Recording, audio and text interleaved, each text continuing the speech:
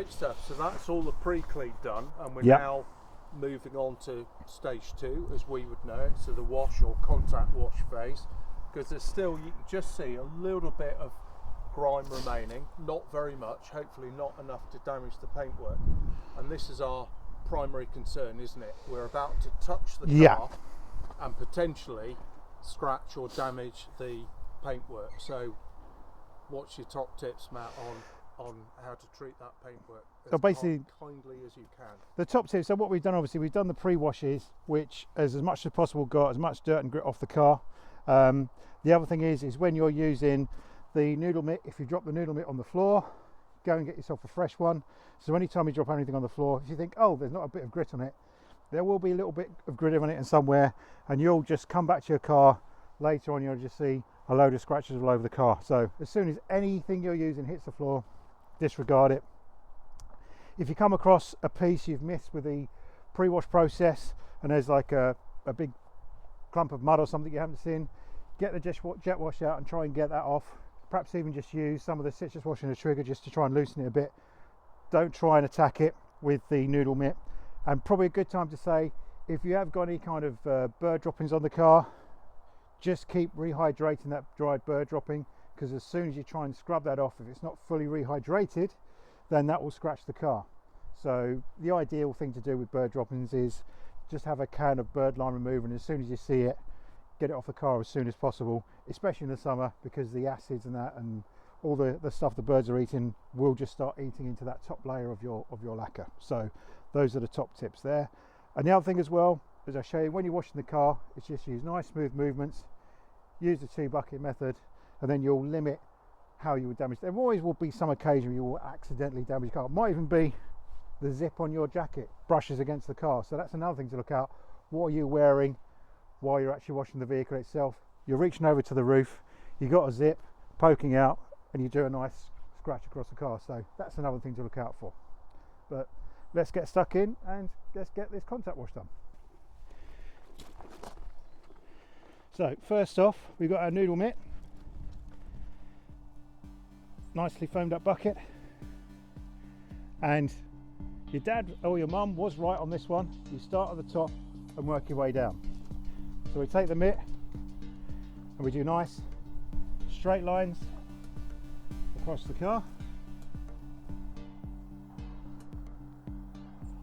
and again that way you minimise the chance of putting what's called swirl marks. So that's when you'll see swirl marks, just like circular motion marks across the vehicle.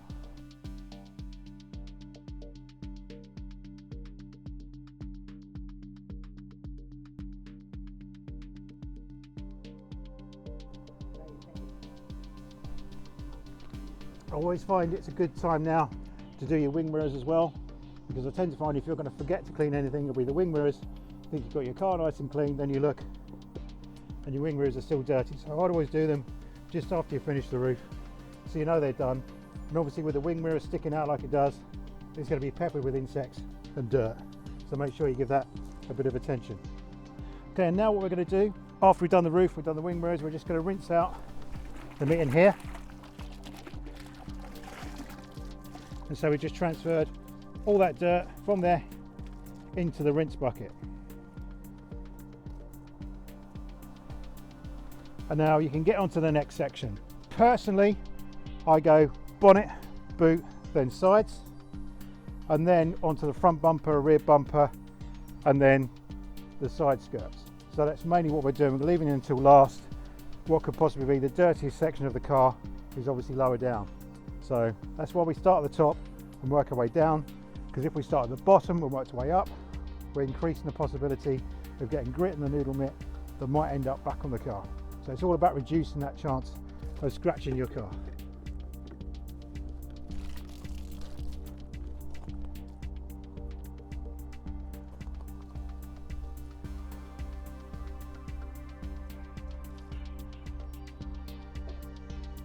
And obviously your bonnet and the front of your car is another high impact area, so you might find you might even sometimes have to go over this area again.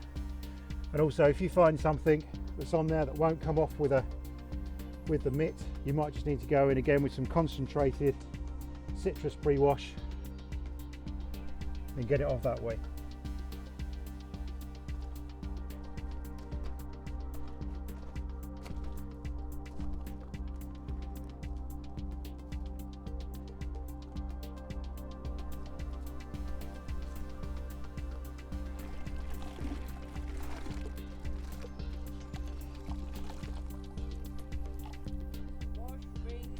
Yep.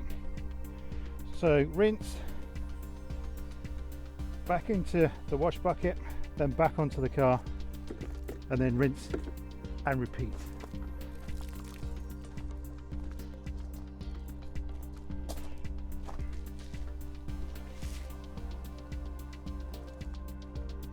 So I'm just going to do the actual boot lid itself. I'm not going to go into the bumper yet, as I said. I'll wait until I've got the sides done before I go to the front bumper and the rear bumper.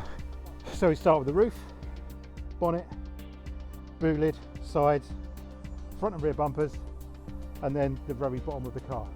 So the diffuser around the back, the side skirts and the front valance, which, because they will be the dirtiest parts of the car.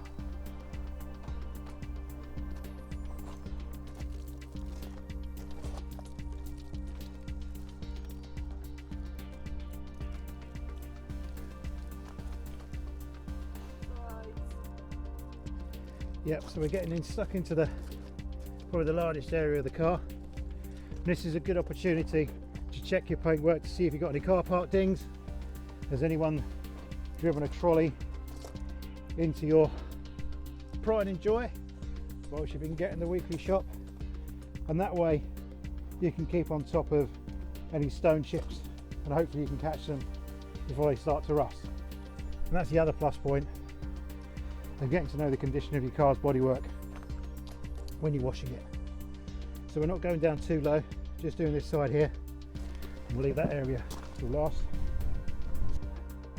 I've got a reminder of a trip I had to Rhyl 3 weekends ago, and there was a storm coming through and it blew the beach up onto the car park of the hotel, and I've still got sand coming out of bits of the car.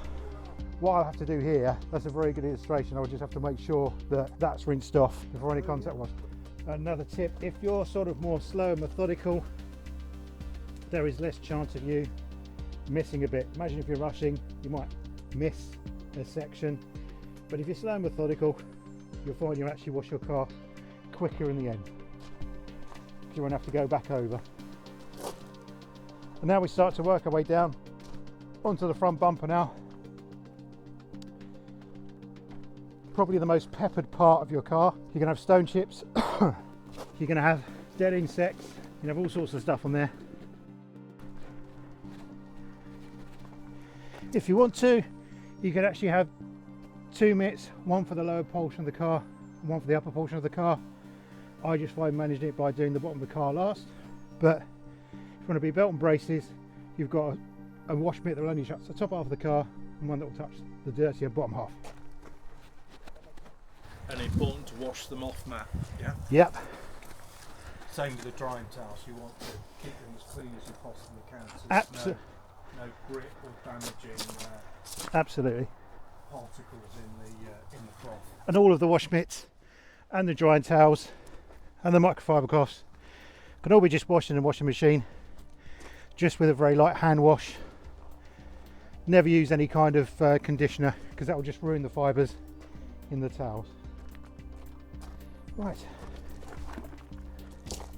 and so we're now into the territory of washing the dirtier bit of the car. So this is where paying particular attention at the pre-wash stages will pay dividends, because hopefully you've blasted the majority of the muck off.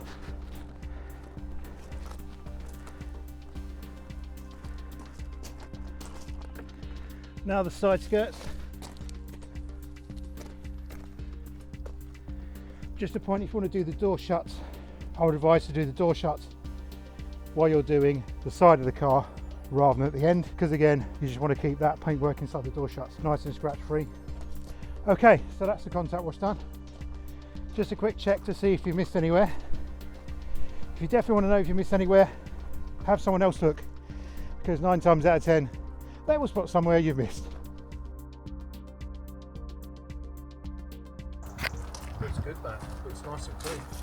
Right.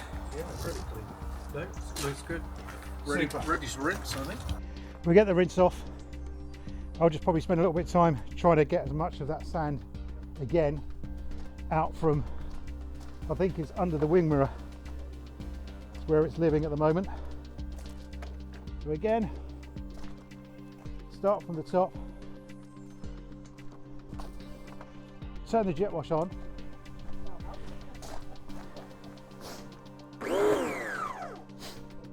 There we go.